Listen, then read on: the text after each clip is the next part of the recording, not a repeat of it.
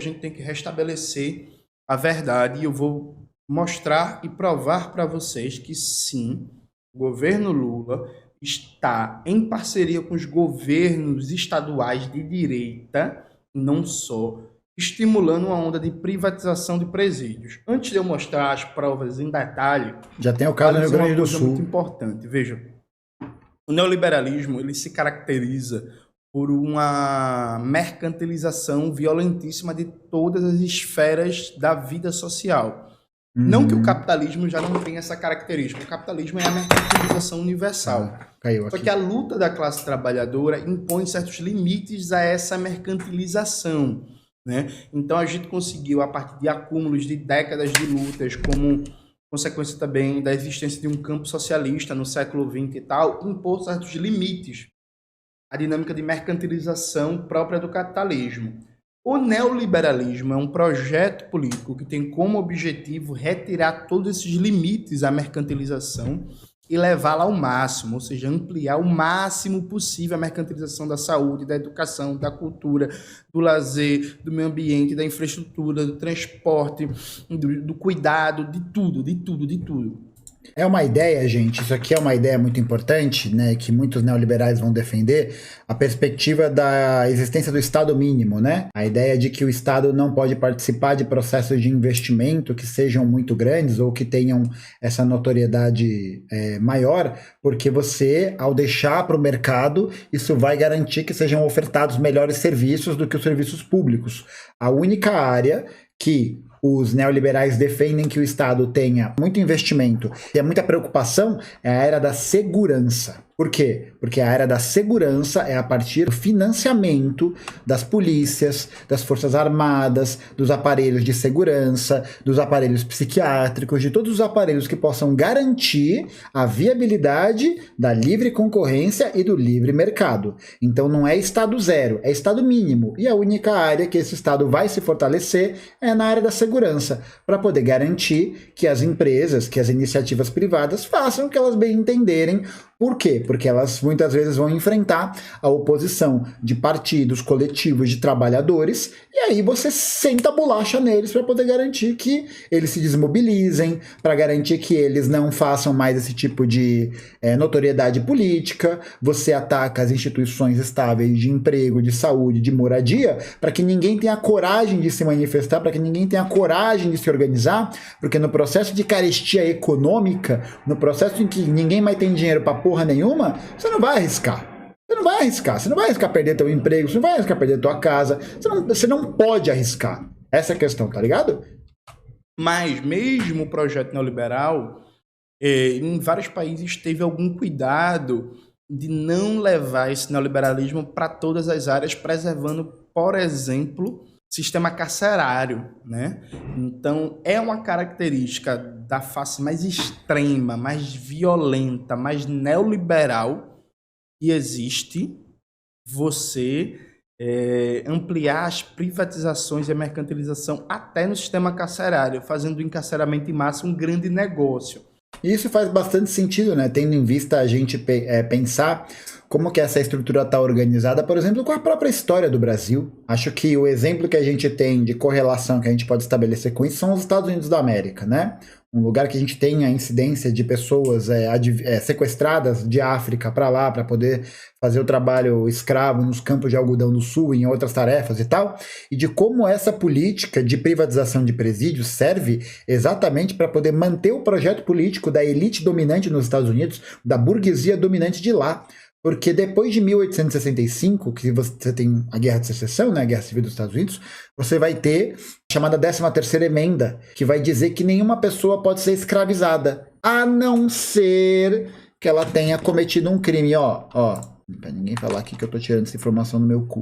Ó. A 13ª Emenda da Constituição dos Estados Unidos aboliu oficialmente em território americano a escravidão e a servidão involuntária. Essa última mantida apenas como punição por um crime.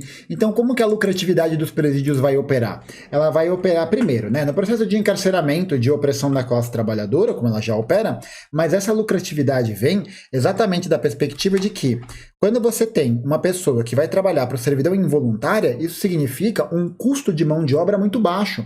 Então, várias empresas vão fazer parcerias com esses presídios privados para poder jogar sua produção nesses presídios. Nos presídios dos Estados Unidos, tem várias empresas de alimento, de vestuário, que se utilizam da mão de obra de pessoas que cometeram crimes e que estão passando por servidão involuntária. É dessa maneira que isso gera lucratividade. Fora o dinheiro que os políticos vão ganhar dessas empresas que vão garantir a viabilidade desse tipo de sistema, né?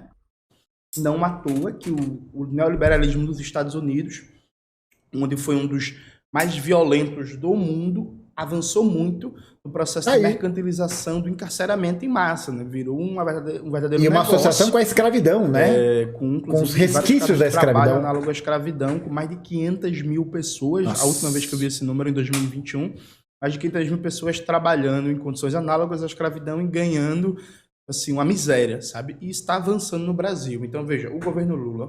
E aí, olha só como não tem ponto sem nó. Se a gente tem uma política social, uma política pública, como a guerra às drogas que a gente tem no Brasil e nos Estados Unidos, isso viabiliza e facilita o processo de encarceramento, facilitando, portanto, a aquisição, praticamente, dessas pessoas ao sistema prisional privado e garantindo que as empresas que vão fazer essas parcerias com sistemas prisionais privados possam ter mão de obra barata. Não tem ponto sem nó. Não tem. A partir da sua equipe econômica, Fernando Haddad, o nome do responsável por tocar isso no Ministério da Economia, está avançando num processo que é a sua face mais radical, mais racista e talvez até a mais cruel do neoliberalismo, porque você E aí você, exatamente, viagem atômica, aí você protesta contra isso, você toma um safo da polícia, você é preso muitas vezes de maneira ilegal, e aí meio que não interessa qual é a sua versão, o alto do processo, a judicialização, não sei o que lá, e acontece o quê? Acho que você vai fazer o quê na prisão? Vai trabalhar. Mercantilizar a saúde, você vai matar as pessoas. Se mercantilizar a educação, você também vai ajudar a matar as pessoas. Se mercantilizar saneamento básico, serviço de água, esgoto, enfim, tudo isso tem consequências deletérias. Mas assim... E aqui vale a gente poder reforçar um aspecto, que é o seguinte: a consequência deletéria, ela não é deletéria, ou seja, ela não é ruim do ponto de vista meramente moral. Ela é ruim por quê? Pensa aqui comigo. Se um serviço público como saúde, educação, moradia, qualquer coisa assim, for tratada na lógica de mercantilização, o que é a lógica de mercantilização? Tornar aquele serviço uma mercadoria. Qual que é o objetivo de você transformar um serviço, um direito básico em mercadoria? Você só viabilizar o acesso a esse direito mediante compra, porque a transformação de qualquer tipo de direito em mercadoria tem uma função só: o lucro. A lógica do lucro é a lógica que mata, que encarcera e que destrói a vida da classe trabalhadora. Mercantilizar o encarceramento é tipo assim, é você dizer assim, galera, estou com saudade da escravidão, quero que a escravidão volte. É isso mesmo. Vou fazer isso, criando um encarceramento em massa hiperlucrativo e explorar o trabalho de pessoas encarceradas, tá ligado? Então, assim, acho que esse ponto é fundamental. Inclusive, o Haddad tem que ser questionado pelas pessoas militantes, pelas pessoas de esquerda, pelas pessoas da chamada mídia progressista. Haddad e Lula, Lula, vem cá, tu apoia a violência no presídio? Ô Haddad, tu apoia a violência no presídio? Vocês são a favor de trabalho análogo à escravidão para jovens pretos, pobres e periféricos encarcerados? Vocês são racistas? Acho que esse é o grau de questionamento que isso tem que ser feito. Mas vamos lá, as provas, né, gente? Vamos lá, as provas. Eu vou abrir aqui um fio no Twitter que eu fiz com todas as provas. Assim que acabou o debate, gente, com a Ju, no Opera Mundi, eu já fiz um fio no Twitter botando todas as provas na mesa. Vamos lá. Estado do Rio Grande do Sul lança edital para complexo prisional de Erechim, né? Notícia de abril de 2023, processo de privatização do presídio lá no Rio Grande do Sul, tocado pelo governo Eduardo Leite. Aí vamos lá, gente. Isso é só algo do governo Eduardo Leite? Vamos abrir aqui.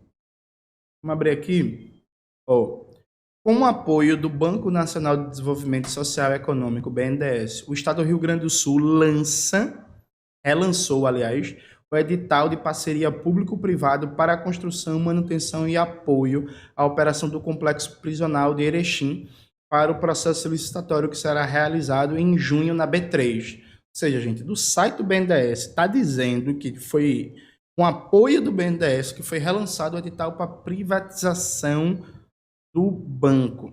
Ou seja, o Banco Nacional de Desenvolvimento está fazendo o quê? Posicionando favoravelmente a esse processo. Projetos do BNDES, Nelson Barbosa, que já foi ministro do governo Dilma. A carteira de projetos de estruturação pelo BNDES Pelo inclui BNDES. a questão da segurança pública dentro do que chamamos de infraestrutura social. Então, assim, dentro do rol de saúde, educação, cultura, lazer, meio ambiente, colocaram segurança pública, né, para estimular PPPs. A ressocialização de detentos é uma tarefa importante a cargo do Estado e esse projeto de parceria público-privada tem por objetivo disponibilizar as condições necessárias para a recuperação. Ou seja, gente, é o diretor do BNDES, escolhido pela presidência do BNDES, Aloysio Mercadante, com aval do governo Lula, justificando ideologicamente a medida. Na cara dura. Na cara dura.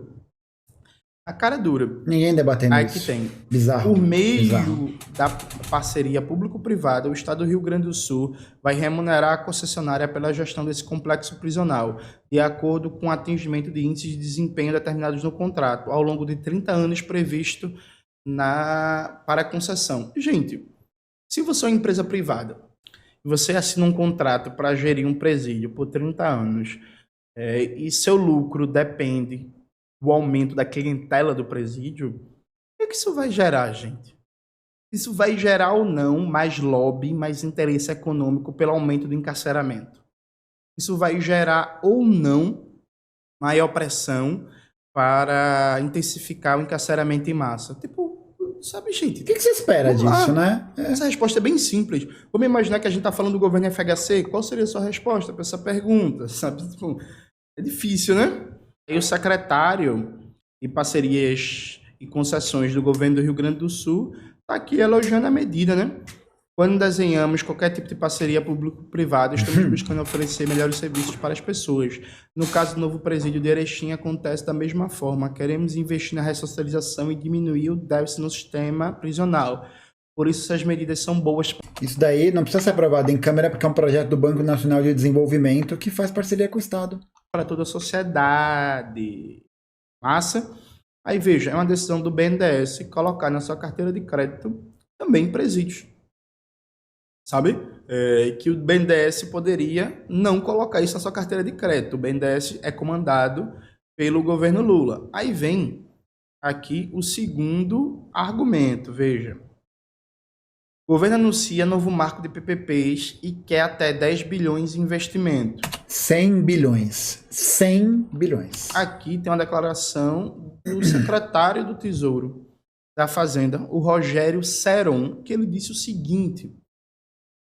Repare, aqui vou ler a declaração do Rogério Seron. Ou seja, se a parte privada faz investimento e prestou serviço, mas o Estado não paga por uma questão política ou algum problema de fluxo de caixa, o Tesouro fica disponível para honrar a obrigação e depois acionar a contra-garantia contra o Estado. O que é que acontece hoje numa operação de crédito com estados e municípios? É o Rogério Seron aqui dizendo que esses projetos têm dificuldade de andar porque falta garantias maiores, né? Falta possibilidades de a iniciativa privada se sentir segura para fazer esses investimentos sem riscos, né? Então, aqui em outro momento da notícia, segundo o secretário do Tesouro Nacional, Rogério Seron, hoje projetos não conseguem avançar nos estados por não terem garantia adequada. A grande dificuldade hoje para investimentos privados é o risco de inadimplência, pois as concessionárias de serviços temem calote na execução dos contratos com esses entes da federação. Aí o governo facilita esse caminho ao propor 100 bilhões em investimentos via BNDES. Então preste bem atenção. O BNDES colocou na sua carteira de crédito, no âmbito do que se chama de infraestrutura social, a segurança pública, inclusive presídios, para criar linhas de crédito. E aí, eu faço uma pergunta que é muito importante. O ministro dos Direitos Humanos, Silvio de Almeida, está informado disso? Ele está a par desse debate? Tendo em vista o tanto, né, que é utilizado pelo governo como, aí o ministro progressista, não sei o quê. Ele está a par desse debate? Ou só colocaram o Silvio de Almeida no Ministério dos Direitos Humanos para poder ficar bonito na imprensa? Porque, pelo que eu saiba, o Silvio de Almeida entende a questão do encarceramento em massa como um problema social. Por que não existe nenhum pronunciamento em relação a isso? a privatização de presídios. O secretário Nossa, velho, me dá vontade de chorar pensar nisso. Chorar. do Tesouro Nacional, Rogério Seron, que faz parte do Ministério da Fazenda, subordinado ao ministro Fernando Haddad, que é subordinado ao presidente Lula, está dizendo que essas operações de PPPs não andavam porque faltava mais garantias para a iniciativa privada. E o governo está dando todas as garantias que a iniciativa privada quer para... Gente, o Bolsonaro não fez isso. Tá ligado? O Bolsonaro e o Paulo Guedes não fizeram isso. Esse é o tamanho do buraco. Se as PPPs andarem. Perfeito, perfeito. Aí vamos ver. Gente, isso aqui é um decreto do governo Lula. Alckmin estava na presidência, Lula estava viajando, de 25 de abril de 2023. Prestem bem atenção aqui. Esse decreto altera o decreto número 8.874, de 11 de outubro de 2026, para dispor sobre incentivos ao financiamento de projetos de infraestrutura com benefícios ambientais e sociais. O bagulho é tão grave que tá alterando até o futuro. Mas vocês têm alguma dúvida que essa política vai alterar o futuro da juventude preta e periférica e trabalhadora? Vamos explicar aqui em detalhes. Vai alterar o futuro, vai encarcerar todo mundo. Em 2016. Antes que tenha Zé dizendo que eu defendo o Bolsonaro. É claro que o processo de luta para a construção do governo Lula foi absolutamente fundamental. Não teria como ser de outro jeito. Só que já acabou a eleição, né? Já acabou a parte do vamos torcer, né? A causa comum, né? Isso já acabou, tá ligado? Agora a gente tem que pensar o que o governo Lula tá fazendo de política. E não só defender porque é o Lula, porque tiramos o Bolsonaro. Agora a gente tem que falar de realidade. E não ficar só de defesa cega. O governo golpista do Michel Temer começou o PPI, não o PPI da Petrobras, o Programa de Parcerias de Investimento. Um programa para incentivar PPPs, privatização de políticas públicas na saúde, na educação, na cultura, no lazer, etc. Decreto do Temer. O decreto do Temer, gente, eu vou mostrar isso para vocês em poucos segundos. O decreto do Temer não incluía presídios. Não incluía presídios. Aí, em 25 de abril de 2023... o governo Lula, olha o isso, vice-presidente Geraldo Alckmin, fez um decreto modificando o decreto incluindo do Michel tudo. Temer. Veja, não foi imposição do Congresso, não foi imposição do Arthur Lira, não foi imposição do Senado. Porque vai ter gente que vai falar, mas o Congresso é de direita, blá blá blá blá blá blá. Não foi imposição do STF. Decreto é uma prerrogativa presidencial. Fez um decreto, prestem atenção, fez um decreto em que ele incluía segurança pública e sistema prisional. Aqui, gente. Fora os outros, né? Saneamento, irrigação, educação, saúde, sistema prisional, parques urbanos, equipamentos culturais e esportivos, habitação social, tudo.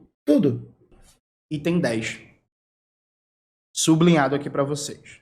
Então prestem bem atenção. O governo Lula editou um decreto para colocar segurança pública e sistema prisional no rol das PPPs. Então, o governo Lula fez um decreto para colocar presídios no rol das PPPs. Depois, apresentou uma série de marcos legais para incentivar as privatizações, dando mais garantias para as PPPs, e coloca o BNDES para financiar as PPPs, e a União, o Tesouro Nacional, é garantidor em última instância dessas operações.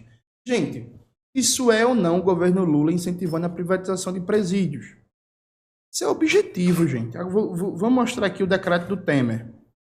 Esse aqui é o decreto do Temer de 2016. O decreto do Temer, e aí todo mundo pode consultar, eu vou pedir para Maxwell colocar esse fio, o link dele, na tela para vocês entrarem. Vocês podem ler os decretos. O decreto do Temer de 2016 não colocava presídio, gente. E aqui, gente. Sabe? Aí aqui, isso aqui, a página é atualizada de acordo com as mudanças, né? Aí veio aqui, segurança pública e sistema prisional. Tá vendo que incluído pelo decreto 11.498 de 2023, do governo Lula. Gente, o decreto do Temer não tinha, preste atenção, segurança pública e presídios na política de PPPs. É ou não uma responsabilidade compartilhada do governo Lula com os governos estaduais de direita na privatização de presídio?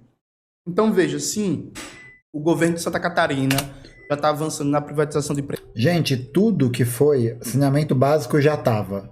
Acho que eles só mudaram para poder não ficar saneamento básico e irrigação. A gente tiver que alterar saneamento básico e, aí ficou saneamento básico, ponto e vírgula, irrigação tinha o ponto final, tá vendo? Que era provavelmente onde terminava o decreto.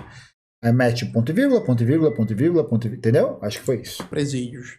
O governo do Rio Grande do Sul já está avançando na privatização de presídios. O Tarcísio Freitas, de São Paulo, o Cláudio Castro, do Rio de Janeiro, já sinalizaram que vão aderir a esse programa. Isso é feito com apoio do governo federal, do governo Lula, que editou. Mas isso daí, para quem perguntou sobre o presídio em Ribeirão das Neves, a PPP em Ribeirão das Neves, isso daí é em relação à parceria pública de investimento, né? É o processo de financiamento do BNDES a esses projetos. Então, provavelmente o negócio de Ribeirão das Neves não tem financiamento do BNDES. Um decreto indo além do Michel Temer para colocar segurança pública e presídio. Que pariu, velho. No rol de privatizações do programa de PPPs. Gente, está aprovado. Aí eu pergunto a vocês, é verdade ou é mentira? Tá aí a prova. Que o governo Lula editou um decreto para colocar segurança pública e presídio no rol das PPPs. É verdade ou é mentira que o governo Lula, como bem declarou Rogério Seron, está criando marcos jurídicos para a política de PPPs avançar em todas as áreas?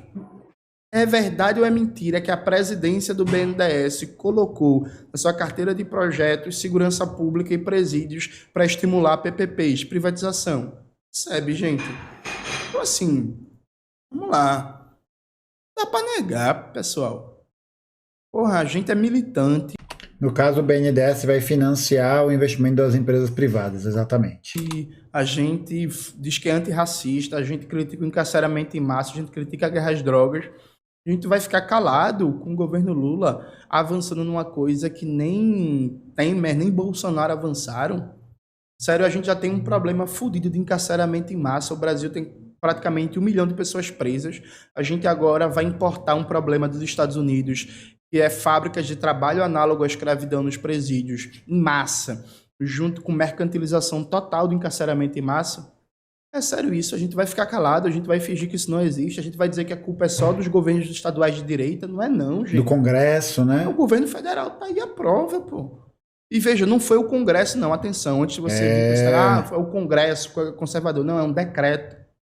Aí, claro, o Congresso, que é conservador e reacionário, não derrubou o decreto não vai derrubar. do presidente Lula, porque o Congresso, que é conservador e reacionário, concorda com a pauta conservadora, reacionária e ultraliberal do governo Lula de privatizar presídio. Por que será? Foi uma decisão do governo, sabe? Então a gente precisa cobrar o governo Lula de parar com isso. A gente precisa cobrar o presidente do BNDES, Aloysio Mercadante, de perguntar se ele é a favor de encarceramento em massa no Brasil gerar lucro. A gente precisa perguntar ao ministro Fernando Haddad se ele é a favor do encarceramento em massa no Brasil gerar lucro. Pelo visto são, porque isso já está em curso.